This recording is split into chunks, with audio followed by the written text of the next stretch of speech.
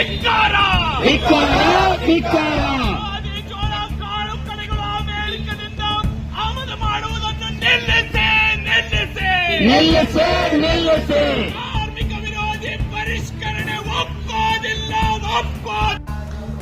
Corporate ಕಂಪನಿಗಳೇ ದೇಶ ಬಿಟ್ಟು ತೊಲಗಿ, ಧಾರವಾಡದಲ್ಲಿ ರೈತರ ಬೃಹತ್ ಪ್ರತಿಭಟನೆ. ನಮಸ್ಕಾರ ವೀಕ್ಷಕರೇ, ಸ್ಟಾರ್ 74 ನ್ಯೂಸ್ಗೆ ಸ್ವಾಗತ. ನಾನು MM ಮಂಗಳಗಟ್ಟಿ.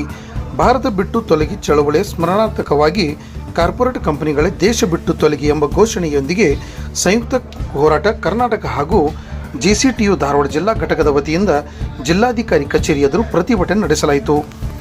ಕೇಂದ್ರ ಮತ್ತು ರಾಜ್ಯ ಸರ್ಕಾರಗಳು ರೈತ ಕಾರ್ಮಿಕ ವಿರೋಧಿ ನೀತಿಗಳನ್ನು ಜಾರಿಗೊಳಿಸುತ್ತಿವೆ ಎಂದು ಪ್ರತಿಭಟನಾಕಾರರು ಆರೋಪಿಸಿದರು.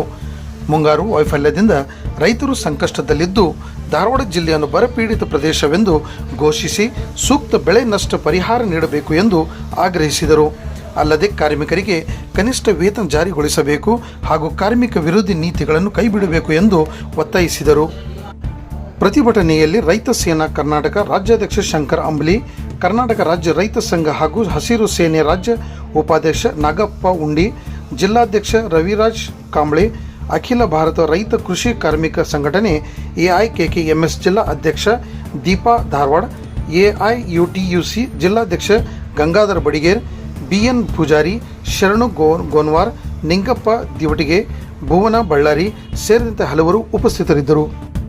ಕಾರ್ಪೊರೇಟ್ ಕಂಪನಿಗಳ ದೇಶ ಬಿಟ್ಟು ತೊಲಗಿರಿ ಬೇಕು.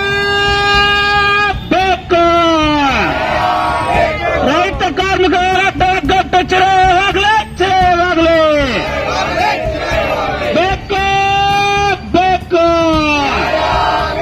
ಈಕ್ವಲ್ ಧಾರವಾಡವನ್ನು ಬರಗಾಲವನ್ನು ಘೋಷಣೆ ಮಾಡಲೇಬೇಕು.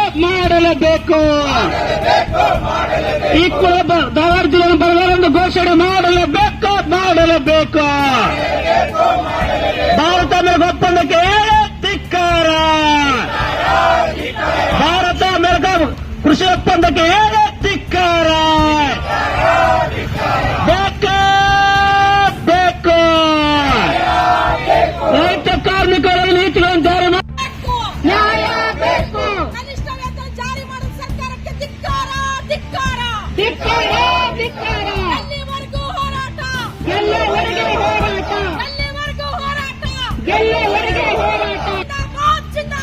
ಜಿಂದಾಬಾದ್. ಬೇಕು ನ್ಯಾಯ ಬೇಕು. ಬರಗಾಲೆಂದು ಘೋಷಣೆ ಮಾಡಲೇಬೇಕು. ಕೇಂದ್ರ ರಾಜ್ಯ ಸರ್ಕಾರಕ್ಕೆ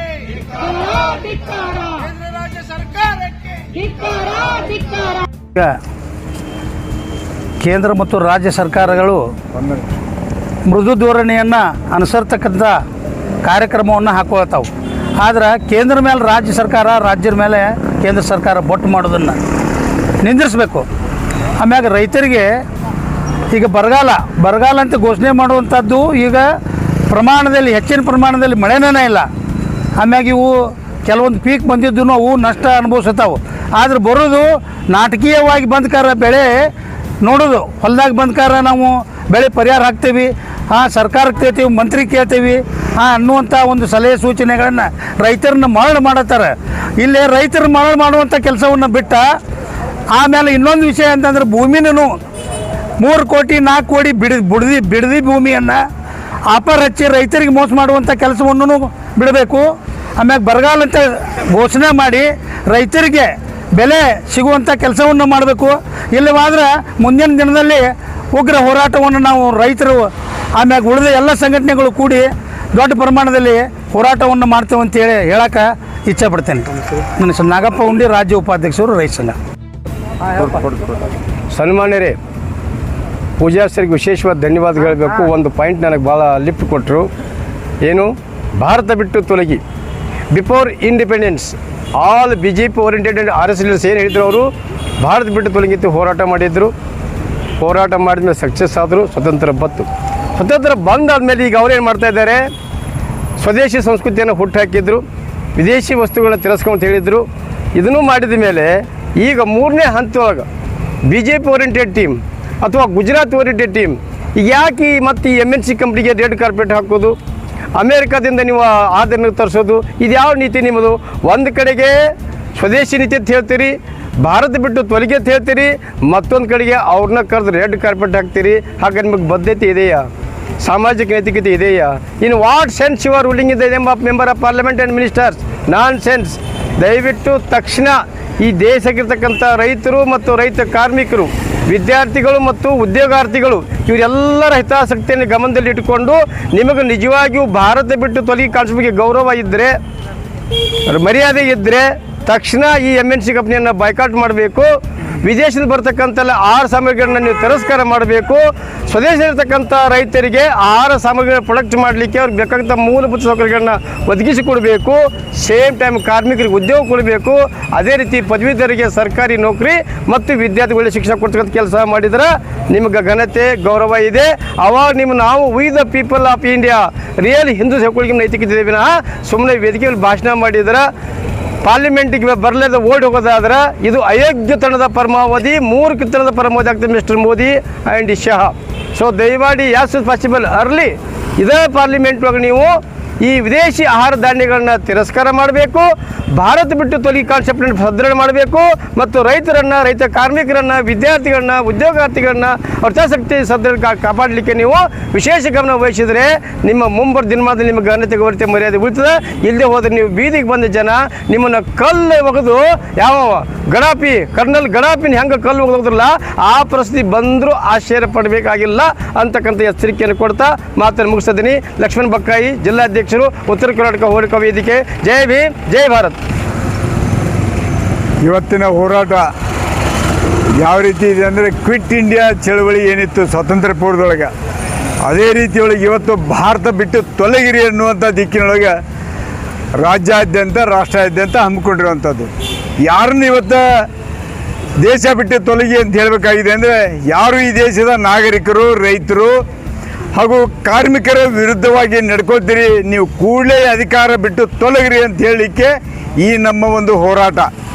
ಇವತ್ತು ತಾವೇನು ದೇಶದಲ್ಲಿ ರೈತ ವಿರೋಧಿ, ನಾಗರಿಕ ವಿರೋಧಿ, ಕಾರ್ಮಿಕ ವಿರೋಧಿ, ವಿದ್ಯಾರ್ಥಿ ವಿರೋಧಿ ಕಾನೂನುಗಳನ್ನು ತರುವುದರ ಮೂಲಕ ಈ ನಾಡಿನ ರೈತರಿಗೆ, ಕಾರ್ಮಿಕರಿಗೆ, ವಿದ್ಯಾರ್ಥಿಗಳಿಗೆ ತೊಂದರೆ ಕೊಡುವುದನ್ನು ಕೂಡಲೇ ಸರ್ಕಾರಗಳು ನಿಲ್ಲಿಸಬೇಕು.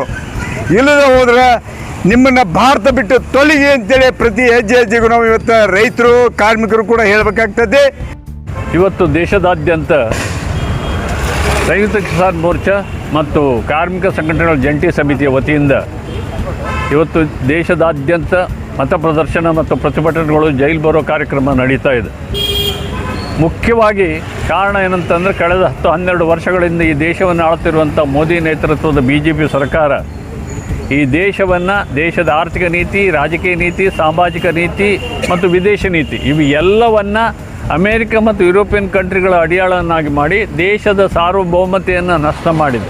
ಇವತ್ತು ಯಾವುದೇ ಕ್ಷೇತ್ರವನ್ನು ತಗೊಳ್ಳಿ ನೀವು, ಇವತ್ತು ವಿದ್ಯಾರ್ಥಿಗಳಾಗಿರಲಿ, ಯುವಜನ ಆಗಿರಲಿ, ಕಾರ್ಮಿಕರಾಗಿರಲಿ, ರೈತರಾಗಿರಲಿ, ಮಹಿಳೆಯರಾಗಿರಲಿ, ಯಾವುದೇ ಸೆಕ್ಷನಿಗೂ ಇವತ್ತು ಒಳ್ಳೆಯದಾದಂಥ ಯಾವುದೂ ಕೆಲಸ ಆಗ್ತಾಯಿಲ್ಲ.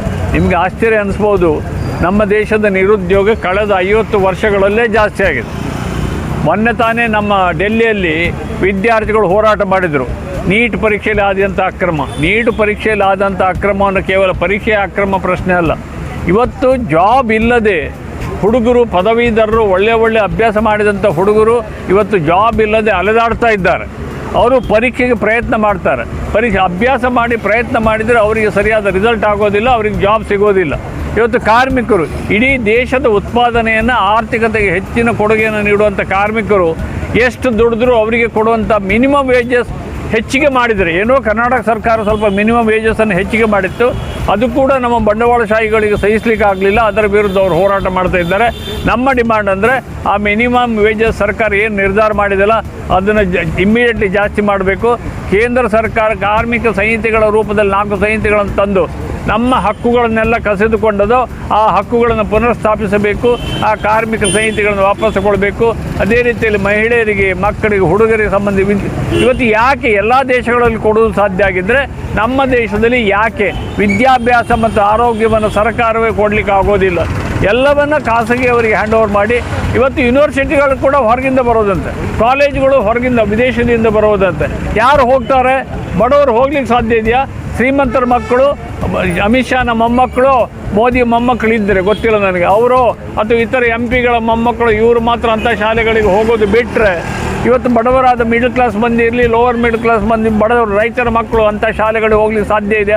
ಆದ್ದರಿಂದ ಇಡೀ ದೇಶದ ಮೇಲೆ ಶ್ರೀಮಂತರ ಅದಾನಿ, ಅಂಬಾನಿ ಮುಂತಾದ ಶ್ರೀಮಂತರ ಹಿಡಿತವನ್ನು ಇನ್ನಷ್ಟು ಬಲಪಡಿಸುವ ರೀತಿಯಲ್ಲೇ ಈ ದೇಶದ ವಿದ್ಯಾಭ್ಯಾಸ ನೀತಿ ಇದೆ, ಶಿಕ್ಷಣ ನೀತಿ ಇದೆ. ಇದನ್ನು ನಾವು ವಿರೋಧಿಸ್ತೇವೆ. ಕಾರ್ಮಿಕರ ಪರವಾದ ನೀತಿಯನ್ನು ಇಂಪ್ಲಿಮೆಂಟ್ ಮಾಡಬೇಕು. ಮಿನಿಮಮ್ ವೇಜಸ್ ಇರ್ಬೋದು, ಹೊಸ ಪೆನ್ಷನ್ ಸ್ಕೀಮ್ ಇರ್ಬೋದು, ಇವೆಲ್ಲವನ್ನು ವಿತ್ಡ್ರಾ ಮಾಡಿ ಹಳೆಯ ಪೆನ್ಷನ್ ಸ್ಕೀಮ್ ನಮ್ಮ ದೇಶದಲ್ಲಿ ಬರಬೇಕು.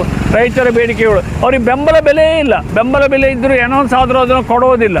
ಇವತ್ತು ರೈತರು ತಾವು ಹಾಕಿದಂಥ ಏನು ಹಣ ಹಾಕ್ತಾರಲ್ಲ ಅದಕ್ಕೆ ಪ್ರತಿಫಲ ಸಿಗೋದೇ ಇಲ್ಲ. ಪಾಪ ಅವರ ಬೆಳೆ ಬೆಳೆದೇ ಇದ್ದರೆ ಇವತ್ತು ಟ್ರ್ಯಾಕ್ಟರ್ಗಳಲ್ಲಿ ಇಡೀ ಗದ್ದೆ ಬೆಳೆಯನ್ನು, ಅವು ಗಿಡ ಇನ್ನೂ ಹುಟ್ಟಿಲ್ಲ, ಅವುಗಳನ್ನು ನಾಶ ಮಾಡುವುದನ್ನು ನೋಡಿದರೆ ನಮ್ಮ ಕಣ್ಣೀರು ಬರ್ತದೆ. ಬೆಳೆಸಿದಂಥ ರೈತರಿಗೆ ಏನಾಗ್ಬೋದು? ಇದು ಯಾವುದೂ ನಿಮಗೆ ಸಂಬಂಧ ಇಲ್ವಾ? ಬರೀ ಫಾರಿನ್ ಟೂರ್ ಮಾಡ್ತಾ ಇದ್ದೀರಿ, ಅವರೊಬ್ಬರು ಪಾರ್ಲಿಮೆಂಟಿಗೆ ಬರೋದಿಲ್ಲ, ಬೇಡವಾದ ಸ್ಟೇಟ್ಮೆಂಟ್ ಕೊಟ್ಟು ಗಲಾಟೆಯನ್ನು ಮಾಡ್ತಾರೆ. ಇದು ಬಿಟ್ಟರೆ ಮತ್ತು ಯಾವುದೂ ಆಗೋದಿಲ್ಲ. ಇದು ಎಲ್ಲವೂ ತಪ್ಪು.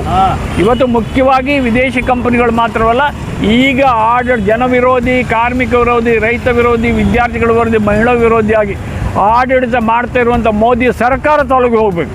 ಈ ದೇಶದಲ್ಲಿ ಏನಾದರೂ ಒಳ್ಳೆಯದಾಗಬೇಕಾದ್ರೆ, ಜನರಿಗೆ ಏನಾದರೂ ಹೊಟ್ಟೆ ತುಂಬ ಊಟ, ಮೈ ತುಂಬ ಬಟ್ಟೆ, ತಮಗೆ ಬೇಕಾದ ವಿದ್ಯಾಭ್ಯಾಸ, ಆರೋಗ್ಯ, ಶಿಕ್ಷಣ ಸಿಗಬೇಕಾದ್ರೆ ಮೊದಲು ಈ ಶ್ರೀಮಂತರ ಪರವಾದ ಈ ಮೋದಿ ಸರ್ಕಾರ. ಇವತ್ತು ನಾವೇನಾದರೂ ಹೋರಾಟ ಮಾಡಲಿಕ್ಕೆ ಹೋದರೂ ಕೂಡ ನೀವು ವಿದೇಶಿಯರು ಕಮ್ಯುನಲ್ ವೈಲೆನ್ಸ್ ತರೋದು, ಒಂದೇನಾದರೂ ಹೋರಾಟ ಅಲ್ಲಿ ಇದು ಮಾಡೋದು, ಅಥವಾ ನೀವು ವಿದೇಶಿ ಶಕ್ತಿಗಳ ಕೈಯೊಳಗೆ ನೀವು ಕೆಲಸ ಮಾಡ್ತಿದ್ದರೆ ದೇಶ ವಿರೋಧಿಗಳು. ಇದು ಇವತ್ತು ನಮ್ಮ ಯಾವುದೇ ಹೋರಾಟವನ್ನು ಕೂಡ ನ್ಯಾಯಯುತವಾಗಿ ಮಾಡಲಿಕ್ಕೆ ಸರ್ಕಾರ ಬಿಡ್ತಾ ಇಲ್ಲ. ಇದನ್ನು ಖಂಡಿತವಾಗಿ ಕಾರ್ಮಿಕ ವರ್ಗ, ರೈತರು ಸಹಿಸಲಿಕ್ಕೆ ಆಗೋದಿಲ್ಲ. ಇದು ನಾವು ಕೊಡ್ತಿರುವಂಥ ಮೊದಲ ವಾರ್ನಿಂಗ್. ಆದ್ದರಿಂದ ಇನ್ನು ಮುಂದೆ ಕೂಡ ನಾವು ತೀವ್ರವಾದ ಹೋರಾಟವನ್ನು ಮಾಡ್ತೇವೆ. ಸರ್ಕಾರದಿಂದ ಒತ್ತಡ ತಂದು ಜನಪರವಾದ, ರೈತರ ಪರವಾದ, ಕಾರ್ಮಿಕರ ಪರವಾದ ನೀತಿಗಳನ್ನು ಅಳವಡಿಸುವ ಮಟ್ಟಿಗೆ ನಾವು ಹೋರಾಟವನ್ನು ಮುಂದುವರಿಸ್ತೇವೆ ಅಂತ ಹೇಳಿ ಈ ಮೂಲಕ ನಾವು ಹೇಳ್ತೇವೆ. ನನ್ನ ಹೆಸರು BN ಪೂಜಾರಿ ಅಂತೇಳಿ.